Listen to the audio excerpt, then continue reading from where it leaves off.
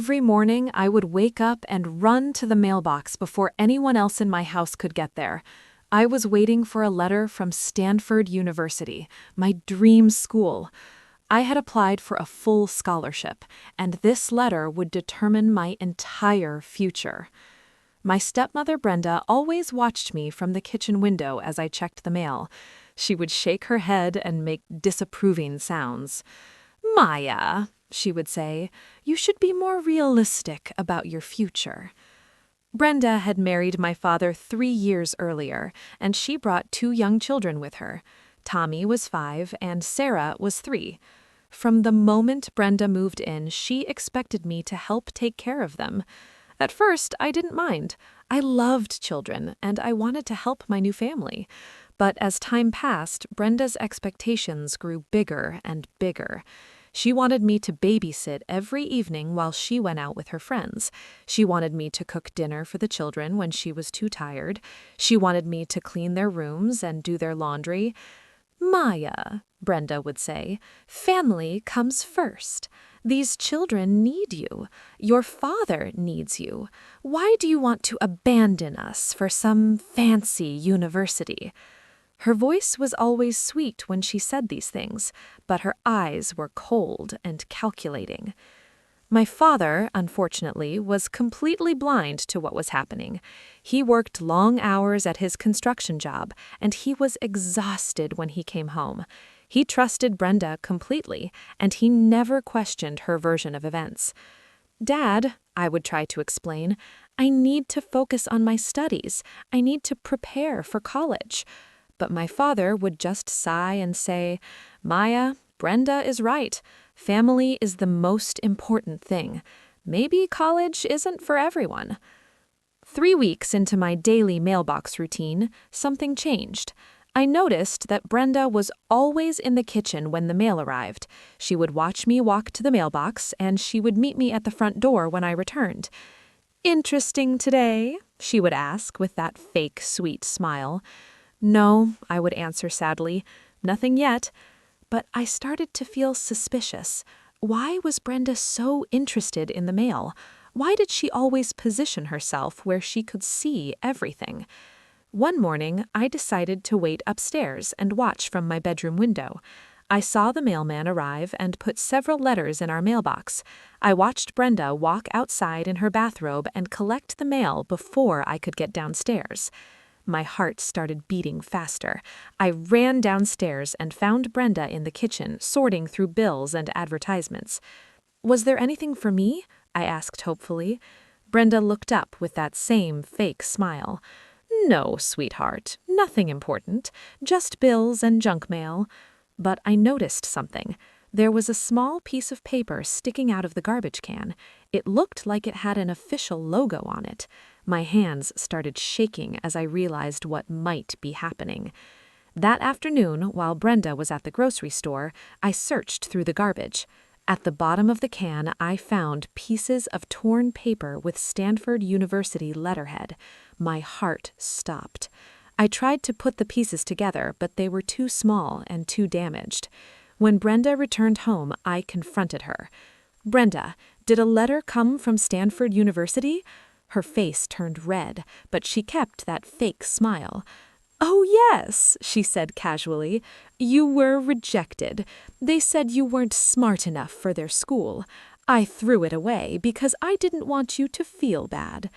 I felt like someone had punched me in the stomach. All my dreams, all my hard work, all my hopes for the future crashed down around me. I ran to my room and cried for hours. The next morning, I started filling out applications for fast food restaurants. If I couldn't go to college, I would need to find a job immediately. Brenda seemed very pleased with this development. "See?" she said happily. "This is much better. You can work during the day and help me with the children at night. It's a perfect arrangement."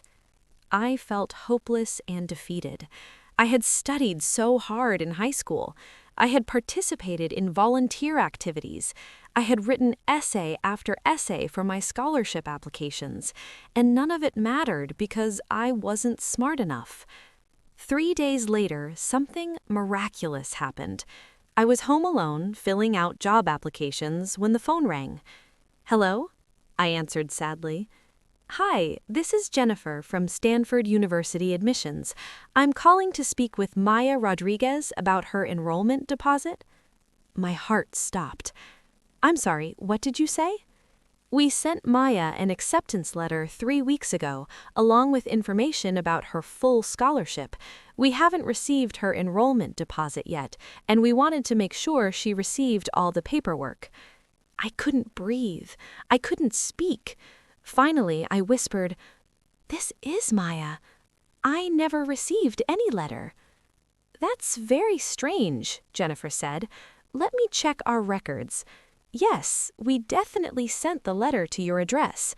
Maya, you were accepted with a complete full scholarship. Congratulations! This is one of only 50 scholarships we award each year."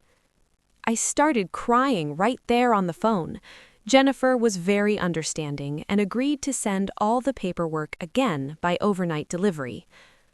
That night, I didn't say anything to Brenda or my father. Instead, I quietly packed my clothes and important documents. I found my birth certificate, my social security card, and my high school transcripts. The next morning, when my father came home from his night shift, I showed him the torn letter pieces I had found in the garbage. I explained everything that had happened. My father's face went through so many emotions. First confusion, then shock, then anger, and finally sadness. He looked at the pieces of my acceptance letter for a long time without speaking. "Maya," he said finally, "I am so sorry. I failed you as a father. I should have protected you. I should have seen what was happening." When Brenda woke up and came to the kitchen, my father was waiting for her. He held up the torn letter pieces. "Brenda," he said quietly, "how could you do this to my daughter?" Brenda tried to deny everything at first, but the evidence was clear. Finally, she became angry and defensive. "She doesn't need college. She needs to stay here and help with our family. I need help with my children." My father stood up slowly. "Brenda," he said, "pack your things. I'm filing for divorce. You and your children need to leave this house today." 2 hours later, my father loaded my suitcases into his pickup truck. We drove together to Stanford University, which was 4 hours away. During the drive, we talked about everything. He apologized over and over, and I forgave him. When we arrived at the campus, I felt like I was entering a new world. The buildings were beautiful, the students looked intelligent and motivated, and everything felt full of possibility. My father helped me move into my dormitory room. When it was time for him to leave, he hugged me tightly. "Maya," he said, "I'm proud of you for never giving up on your dreams. Promise me you'll call me every week." "I promise, Dad. Thank you for believing in me." That was 5 years ago. Today, I'm graduating from Stanford University with a degree in engineering. I have a job waiting for me at a technology company in San Francisco. My father visits me often, and we have a stronger relationship than ever before. Sometimes the people closest to us try to limit our dreams because of their own fears and insecurities. But if you believe in yourself and keep fighting for your goals, you can overcome any obstacle. My stepmother, Brenda, thought she could control my future by hiding one letter. But the truth always finds a way to come out. Dreams are stronger than fear, and determination is stronger than deception. This is Maya, reminding you to never let anyone else define your limitations. Your future belongs to you. Thank you for watching English Practice Library. If this story helped you practice your English, please like the video. It really supports the channel. And if you want more calm, level-based English stories like this, subscribe to English Practice Library. See you in the next story.